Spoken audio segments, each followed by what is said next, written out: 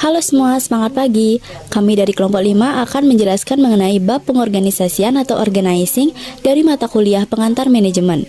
Tetapi sebelum itu, saya akan memperkenalkan anggota kelompok kami terlebih dahulu dengan nomor absen 2 atas nama Nimade Marta Dwi Ambarwati, nomor absen 3 dengan saya sendiri atas nama Nikade Bintang Parwati, nomor absen 16 atas nama Sangayu Putu Ariswari.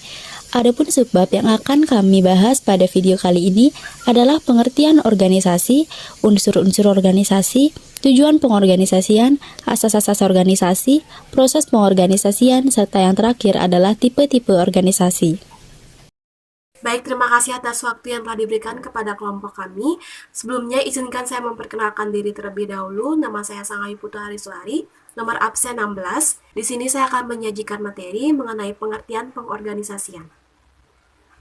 Jadi, minggu lalu kita sudah membahas mengenai planning atau perencanaan, dan sekarang akan dilanjutkan dengan pengorganisasian atau organizing. Jadi, pengertian pengorganisasian yaitu proses mengidentifikasi, mengelompokkan, mengorganisir, dan membangun modal hubungan kerja manusia untuk mencapai tujuan organisasi. Menurut Scammerdhorn, pengorganisasian adalah proses mengatur orang dan sumber daya lain untuk mencapai tujuan bersama. Pengorganisasian merupakan fungsi kedua dari manajemen, dan organisasi didefinisikan sebagai proses pengorganisasian struktur organisasi sesuai dengan tujuan, sumber daya, dan lingkungannya. Hasil dari pengorganisasian sendiri adalah struktur organisasi. Dalam organisasi, persiapan struktur organisasi sangat penting sehingga setiap orang dalam organisasi mengetahui tugas atau tanggung jawab, hak dan wewenang mereka dengan tepat. Sesungguhnya, organisasi dapat dilihat juga dalam artian dinamis dan artian statis. Organisasi dalam artian dinamis merupakan suatu proses kerjasama antara dua orang atau lebih dalam mencapai tujuan yang telah ditetapkan terlebih dahulu, sehingga memungkinkan untuk bekerja sama secara efektif untuk mencapai tujuan. Kemudian, organisasi dalam artian statis berarti suatu gambaran secara skematis tentang bagian-bagian tugas dan tanggung jawab serta hubungan bagian-bagian yang terdapat di suatu lembaga atau badan. Setiap fungsi dari masing-masing manajemen tentu saja memiliki tujuan. Adapun tujuan pengorganisasian atau organizing yaitu agar pembagian kerja dapat dilakukan dengan penuh tanggung jawab. Pembagian tugas diharapkan dapat meningkatkan keterampilan masing-masing anggota organisasi atau spesialisasi dalam mengelola tugas yang ditugaskan. Jika organisasi dijalankan dengan kejam dan tidak sesuai dengan bidang keahliannya, maka bukan tidak mungkin akan menyebabkan kesalahan dalam pelaksanaan pekerjaan. Tujuan lain dari pengorganisasian yaitu 1. Membantu koordinasi, 2. Memperlancar pengawasan, 3. Memaksimalisasi pemanfaat spesialisasi, 4. Penghematan biaya, 5. Meningkatkan kerukunan hubungan antar manusia. Unsur-unsur dari pengorganisasian atau organizing ada 7, yaitu manusia, sasaran, tempat kedudukan, pekerjaan, teknologi, struktur, dan lingkungan. Yang pertama ada manusia. Organisasi ada jika terdapat unsur manusia yang bekerja sama, pemimpin, dan yang dipimpin. Kedua, sasaran. Organisasi ada jika terdapat tujuan yang ingin dicapai, atau sasaran yang ingin dicapai. 3. Tempat kedudukan. Organisasi ada jika ada tempat kedudukannya. 4. Pekerjaan. Organisasi ada jika ada pekerjaan yang akan dilakukan serta ada pembagian tugas pekerjaan. 5. Teknologi. Organisasi ada jika terdapat unsur-unsur teknis di dalamnya. 6. Struktur. Organisasi ada jika ada hubungan antara manusia yang satu dengan yang lainnya, sehingga tercipta organisasi itu sendiri. 7. Lingkungan. Organisasi ada jika ada lingkungan yang saling mempengaruhi, misalnya adanya sistem kerjasama sosial. Adapun prinsip-prinsip yang menjadi dasar pengorganisasian atau organizing, yaitu 1. prinsip spesialisasi kerja atau work specialization. 2. Prinsip otoritas atau authority. 3. Prinsip rantai komando atau chain of command. 4. Prinsip pendelegasian wewenang atau delegation. 5. Prinsip rentang kendali atau span of control. 1. Prinsip spesialisasi kerja atau work specialization. Prinsip ini sering disebut sebagai prinsip pembagian kerja. Ada juga yang menyebutnya division of labor. Dan yang dimaksud dengan spesialisasi pekerjaan adalah pembagian tugas atau pekerjaan kompleks menjadi sub-sub pekerjaan yang berbeda atau bagian untuk pembagian kerja mereka. Setiap karyawan dilatih untuk melakukan tugas-tugas tertentu yang berkaitan dengan spesialisasi mereka untuk memiliki kualifikasi dan keterampilan yang terkait dengan tugas-tugas yang ditugaskan. 2. Prinsip otoritas atau authority. Otoritas atau wewenang adalah hak untuk melakukan sesuatu, untuk membuat keputusan, untuk memerintahkan orang lain, untuk melakukan sesuatu dan hak untuk mengalokasikan sumber daya atas nama organisasi untuk mencapai tujuan organisasi. Berdasarkan prinsip ini, semua fungsi, tugas, wewenang, dan hubungan antara manajer dan bawahan harus ditentukan dan didefinisikan dengan jelas. Mengklasifikasikan laporan dan tanggung jawab pemerintah dapat membantu organisasi mencapai koordinasi yang lebih baik dan lebih efektif. 3. Prinsip rantai komando atau chain of command. Rantai komando adalah konsep penting untuk membangun organisasi yang solid. Rantai komando atau chain of command dapat diartikan sebagai garis wewenang terus-menerus yang membentang dari puncak manajemen ke level terendah dari karyawan dan menjelaskan siapa yang harus bertanggung jawab dan siapa yang harus melapor. Dalam praktiknya dapat dikatakan bahwa rantai komando adalah aliran hubungan. Misalnya, operator produksi harus melapor ke manajer produksi. Kemudian, manajer produksi harus melapor kepada direktur dan manajer produksi harus melapor ke manajer operasi. Yang keempat, prinsip pendelegasian wewenang atau delegation. Delegasi kekuasaan adalah salah satu hal terpenting dalam organisasi. Tanpa pendelegasian wewenang, seorang manajer harus melakukan pekerjaan sendirian. Keberhasilan seorang manajer pada dasarnya tergantung pada kemampuannya untuk mendelegasikan wewenang dan bekerja untuk bawahannya. Delegasi kekuasaan dapat diartikan oleh seorang manajer sebagai kekuatan pendelegasian kepada bawahannya untuk melakukan sesuatu atau sebagai kekuatan untuk membuat keputusan. Yang terakhir, prinsip rentang kendali atau span of control. Rentang kendali atau sering juga disebut dengan margin management adalah jumlah karyawan atau bawahan yang dapat dikontrol secara efektif oleh atasan atau bos yang ditunjuk menjadi atasan atau manajer. Sekian presentasi yang dapat saya sampaikan mengenai pengertian organisasi. Selanjutnya akan dijelaskan lagi oleh teman saya. Sekian dan terima kasih. Sebelum saya menjelaskan mengenai asas-asas organisasi, izinkanlah saya untuk memperkenalkan diri. Perkenalkan, nama saya Nimade Marta Diwambarwati dengan NIM 21156444010 nomor absen 2.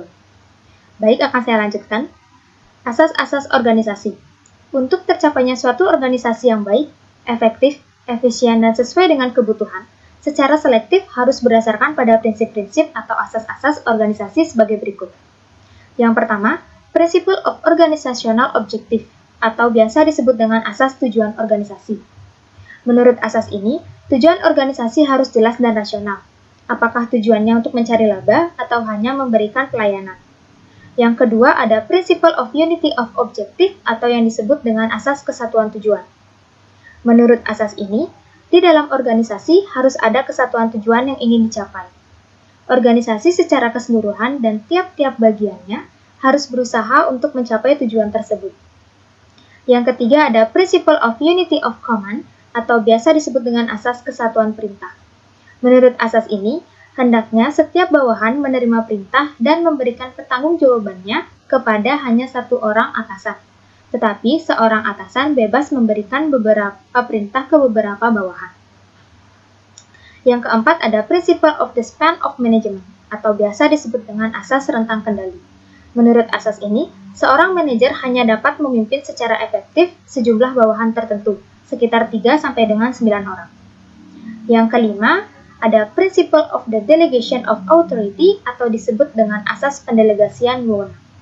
Menurut asas ini, hendaknya pendelegasian wewenang dari seseorang ke orang lain jelas dan efektif, sehingga mereka tahu apa wewenangnya.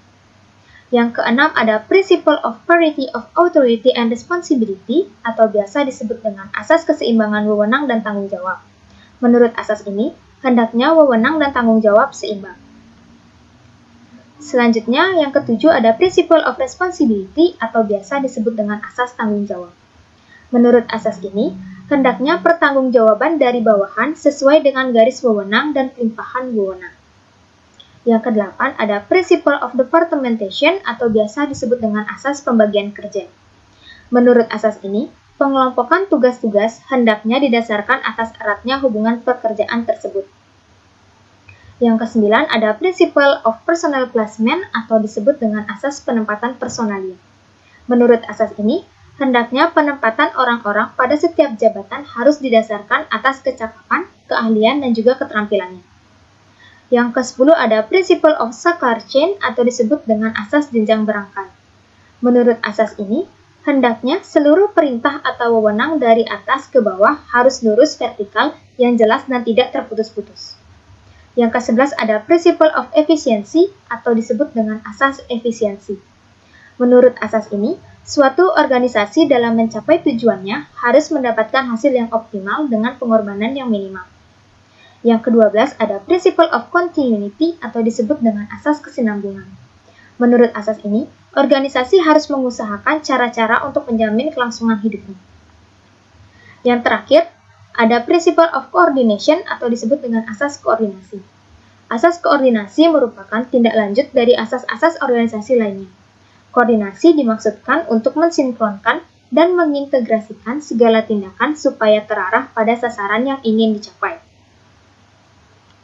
Selanjutnya ada proses pengorganisasian. Proses pengorganisasian yang pertama yaitu, manajer harus mengetahui tujuan organisasi. Maksudnya, manajer harus mengetahui tujuan organisasi apa yang ingin dicapai. Profit motif atau service motif. Yang kedua ada penentuan kegiatan-kegiatan. Artinya, manajer harus mengetahui, merumuskan, dan menspesifikasikan kegiatan-kegiatan yang diperlukan untuk mencapai tujuan organisasi. Yang ketiga, ada pengelompokan kegiatan-kegiatan. Maksudnya, manajer harus mengelompokkan kegiatan-kegiatan ke dalam beberapa kelompok atas dasar tujuan yang sama. Selanjutnya ada pendelegasian wewenang. Maksudnya adalah, manajer harus menetapkan besarnya wewenang yang akan didelegasikan kepada setiap departemen. Yang kelima, ada rentang kendali. Maksud dari rentang kendali ini adalah, manajer harus menetapkan jumlah karyawan pada setiap departemen atau bagian. Yang keenam, ada peranan perorangan. Artinya, manajer harus menetapkan dengan jelas tugas-tugas setiap individu karyawan. Yang ketujuh, ada tipe organisasi. Maksud dari tipe organisasi ini adalah, manajer harus menetapkan tipe organisasi apa yang akan dipakai oleh seorang manajer. Apakah line organization, line and staff organization, ataukah function organization. Yang kedelapan, ada struktur organisasi. Maksud dari struktur organisasi ini adalah, manajer harus menetapkan struktur organisasi apa yang akan dipergunakan. Apakah berbentuk segitiga vertikal, segitiga horizontal, berbentuk lingkaran, berbentuk setengah lingkaran, berbentuk kerucut vertikal atau horizontal, ataupun berbentuk oval. Apabila proses pengorganisasian di atas dilaksanakan dengan baik, maka akan terciptanya organisasi yang baik, efektif, efisien, dan sesuai dengan kegunaannya untuk mencapai tujuan yang akan dicapai. Sekian dari saya dan terima kasih. Sebelum kita lanjutkan ke materi, perkenalkan nama saya Kadek Bintang Parwati, nomor absen 3. Di sini saya akan melanjutkan presentasi dari rekan-rekan saya sebelumnya, di mana kita telah sampai pada subbab terakhir dari materi pengorganisasian, yaitu tipe-tipe organisasi yang akan kita bahas satu persatu dan dimulai dari organisasi garis. Organisasi garis merupakan bentuk organisasi yang di dalamnya terdapat garis wewenang secara vertikal antara atasan dengan bawahan. Ciri-ciri dari organisasi garis adalah hubungan antara atasan dengan bawahan masih bersifat langsung melalui suatu garis wewenang. Jumlah karyawan sedikit, struktur organisasi sederhana. Masing-masing unit mempunyai wewenang dan tanggung jawab penuh atas segala pekerjaan yang ada dalam unitnya. Pucuk pemimpin adalah sumber kekuasaan tunggal. Keputusan dan tanggung jawab ada pada satu tangan. Tingkat spesialisasi belum tinggi. Alat-alat yang diperlukan juga tidak beraneka ragam. Organisasinya masih kecil. Di sini saya tekankan bahwa organisasi garis merupakan tipe organisasi yang paling sederhana di antara tipe organisasi yang lain. Maka dari itu, untuk organisasi yang masih tergolong kecil dan memiliki jumlah karyawan yang sedikit, biasanya akan menggunakan tipe organisasi garis. Di sini sudah saya sediakan bagan untuk lebih meningkatkan ilustrasi kita tentang bagaimana sih bentuk dari organisasi garis tersebut. Nah, di sini ada direktur yang merupakan pucuk kepemimpinan, lalu ada kepala bagian masing-masing, yaitu kepala bagian mesin, kepala bagian produksi, dan juga kepala bagian penjualan yang memiliki unitnya. Dan nantinya unit tersebut harus mereka manajemen sesuai dengan wewenang mereka masing-masing. Seperti contoh di sana adalah kepala bagian mesin memiliki wewenang untuk mengatur atau manajemen unit maintenance. Sini dapat kita lihat bahwa hubungan antara atasan dengan bawahan masih diatur oleh satu garis lurus secara vertikal. Jadi organisasi ini masih tergolong organisasi yang sangat sederhana. Nah, untuk kelebihannya sendiri yang paling mendasar adalah bahwa koordinasi mudah dilakukan sehingga kesatuan pimpinan pun jadi lebih terjamin. Selain itu juga disiplin antar karyawannya akan jadi lebih terjamin pula karena pengawasan dilakukan dengan sangat ketat. Selain itu juga proses pengambilan keputusan dalam organisasi garis itu dapat lebih cepat dilakukan karena wewenang hanya diatur oleh satu garis lurus secara vertikal antara atasan dengan bawahan. Nah, untuk kekurangannya sendiri yang paling mendasar adalah bahwa dalam organisasi garis ini terlalu menekankan atau terlalu bergantung pada satu orang, di mana pimpinan puncak merupakan penentu dan juga memiliki tanggung jawab yang sangat besar terhadap organisasi. Jadi, ketika direktur sebagai pimpinan puncak tidak dapat melaksanakan tugasnya dengan baik sebagai manajer, maka itu dapat menyebabkan organisasi terancam hancur. Nah, selanjutnya ada organisasi fungsional, merupakan struktur organisasi yang terdiri dari orang-orang dengan kemampuan, keterampilan, dan skill yang sama yang selanjutnya dikelompokkan dalam beberapa unit kerja. Ciri-ciri dari organisasi fungsional yang pertama adalah pembidangan tugas dapat dibedakan secara tegas dan jelas. Spesialisasi karyawan dapat dikembangkan dan digunakan secara optimal. Koordinasi menyeluruh pada umumnya cukup pada eselon atas. Koordinasi antara karyawan yang menjalankan fungsi yang sama biasanya mudah karena masing-masing sudah mempunyai pengertian yang mendalam mengenai bidangnya. Nah, di sini kita lihat direktur merupakan pimpinan puncak. Maksud dari eselon atas tadi adalah koordinasi antara direktur kepada kepala desain. Nah, ini masih merupakan koordinasi puncak, yang dimana koordinasinya masih berupa hal-hal yang menyeluruh dan juga umum. Tetapi ketika koordinasi dilakukan oleh kepala bagian kepada unit dari masing-masing proyek, itu merupakan koordinasi secara fungsional. Di sini dapat kita lihat perbedaannya jika tadi di organisasi garis, kepala bagian memiliki unit secara vertikal, tetapi di sini berbeda. Di organisasi fungsional, kepala bagian berhak serta memiliki wewenang untuk mengatur unitnya masing-masing di setiap proyek yang dijalankan oleh perusahaan, yang nantinya unit tersebut akan dibentuk berdasarkan keterampilan serta skill yang dimiliki oleh pekerja. Di sini saya berikan ilustrasi. Dalam proyek A, ada 3 bagian unit. Yang pertama ada bagian unit desain, teknik, dan juga ada bagian peralatan. Nah, di sini kepala bagian desain berhak untuk menentukan unit desain dari proyek A, di mana di sana akan dipilih karyawan-karyawan yang memiliki keterampilan di bagian desain untuk dijadikan unit desain. Nah, begitu juga dengan proyek B, C, dan juga D. Nah, kelebihan dari organisasi fungsional ini yang paling mendasar adalah tenaga yang digunakan adalah tenaga yang ahli dalam bidangnya, sehingga penerapan keterampilannya tersebut ke dalam pekerjaannya akan semakin efektif. Nah, sementara kekurangannya adalah sukarnya dilakukan tour of duty. Tour of duty artinya pertukaran pekerja. Jadi di sini saya berikan contoh bahwa di proyek A terdapat pekerja yang memiliki keterampilan di bidang desain, lalu sekarang dipindahkan ke proyek B. Sedangkan sekarang kita tentunya harus mencari pengganti di mana proyek A ini harus ditemukan karyawan yang memiliki keterampilan yang sama pula. Organisasi yang nomor 3 adalah organisasi garis dan staf, merupakan kombinasi dari organisasi lini di mana rantai komando dipertahankan, namun dalam kelancaran tugas, pimpinan dibantu oleh para staf. Ciri-ciri dari organisasi garis dan staf adalah terdapat 2 kelompok pekerja dalam organisasi sehingga sangat ditekankan terdapatnya spesialisasi masing-masing. Personel ini adalah personel yang berhubungan langsung dengan pimpinan. Personel staf adalah bawahan yang ada pada fungsi atau bagian masing-masing. Jumlah pekerja banyak dan organisasi tergolong besar. Struktur dari organisasi garis dan staf ini hampir sama dengan organisasi garis, tetapi di sini yang membedakan adalah bahwa direktur sebagai pimpinan puncak dibantu oleh para staf yang ahli dalam bidangnya dalam melakukan kegiatan manajemen. Jadi di sini dapat kita lihat yang mana personel ini dan juga yang mana personel staf. Personel ini merupakan personel yang memiliki hubungan langsung dengan atasan, yaitu dapat kita lihat yang diatur oleh satu garis lurus secara vertikal seperti ini. Dari unit ke kepala bagian lalu kepada direktur. Nah, sedangkan untuk personal staff merupakan bawahan yang ada pada fungsi bagian masing-masing yang bertugas untuk membantu pimpinan dalam mengambil keputusan dalam manajemen. Nah, ini yang disebut dengan personal staff, yaitu staf keuangan dan juga staf administrasi.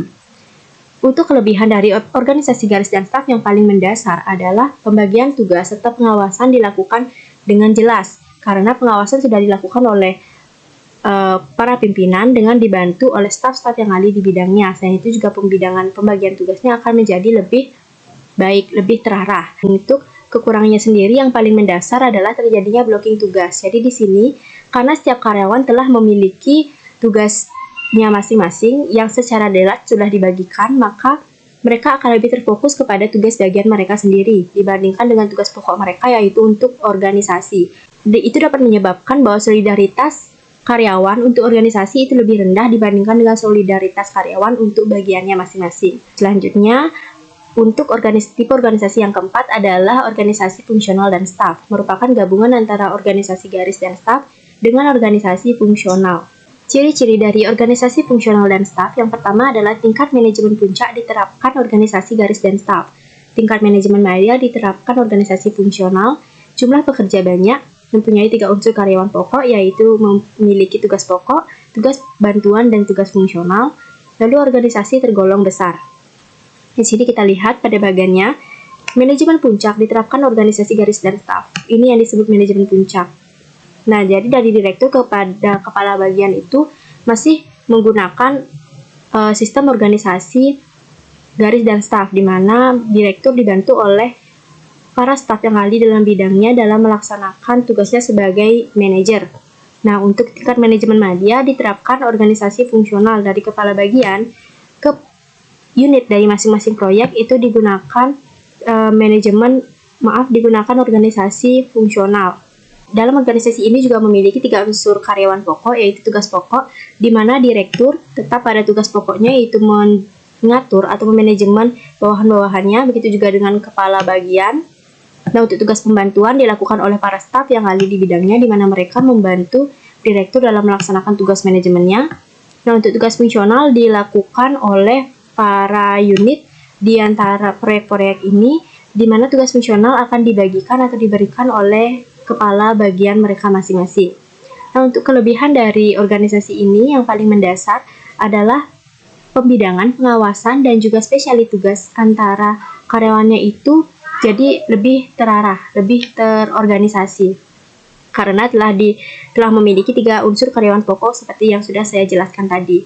Nah, untuk kekurangannya sendiri yang paling mendasar adalah sulit diadakannya tour of duty, sama seperti organisasi fungsional yang sudah kita bahas tadi, karena setiap karyawan telah memiliki spesialisasi yang mendalam mengenai tugas mereka masing-masing dan telah disusun berdasarkan kemampuan mereka masing-masing.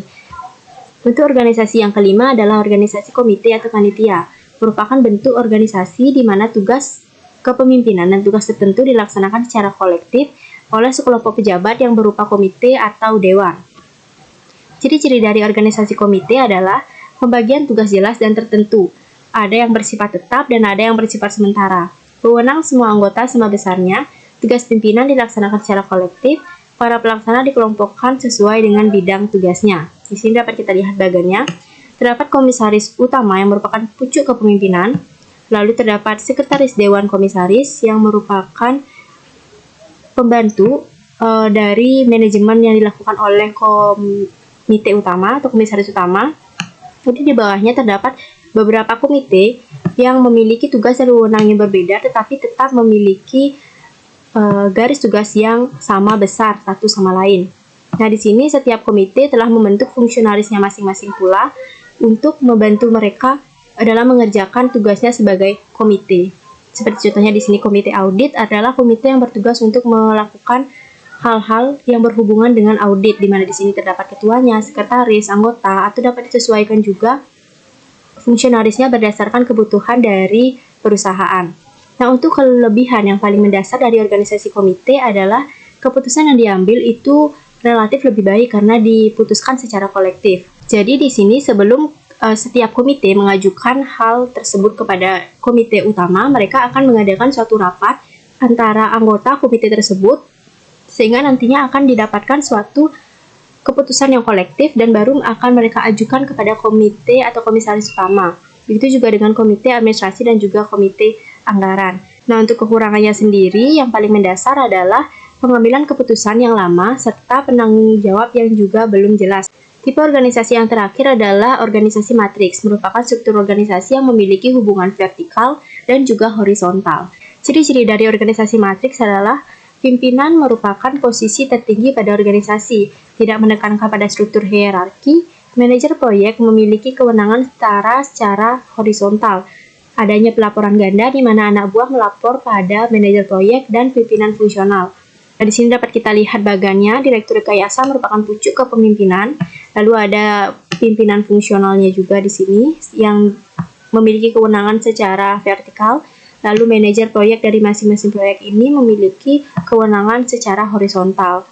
Nah, di sini yang saya beri tanda silang merupakan karyawan atau pekerja dari organisasi tersebut.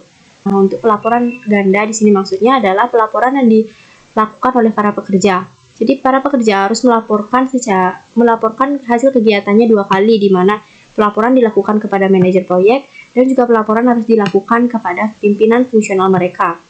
Nah, dari sini dapat kita lihat bahwa kelebihan dari organisasi matriks adalah sumber daya yang digunakan itu jadi lebih efisien karena secara vertikal maupun horizontal itu telah dimanajemen oleh pimpinan. Selain itu juga tata kelolanya menjadi lebih kuat. Nah, untuk kekurangan dari organisasi matriks yang paling mendasar adalah munculnya kebingungan otoritas, di mana di sini karena terlalu banyak pimpinan, jadi akan sulit menentukan mana yang merupakan wewenang dari pimpinan fungsional dan juga mana yang merupakan wewenang antara manajer proyek. Selain itu juga akan muncul kebingungan antara para pekerja, di mana mereka harus melaporkan pekerjaan mereka secara ganda kepada manajer dan juga kepada pimpinan fungsional. Sekian video presentasi dari kelompok kami. Mohon maaf apabila ada kesalahan yang kurang berkenan, dan semoga materi yang telah kami jelaskan tadi dapat tersampaikan maknanya dengan baik. Akhir kata kami ucapkan terima kasih.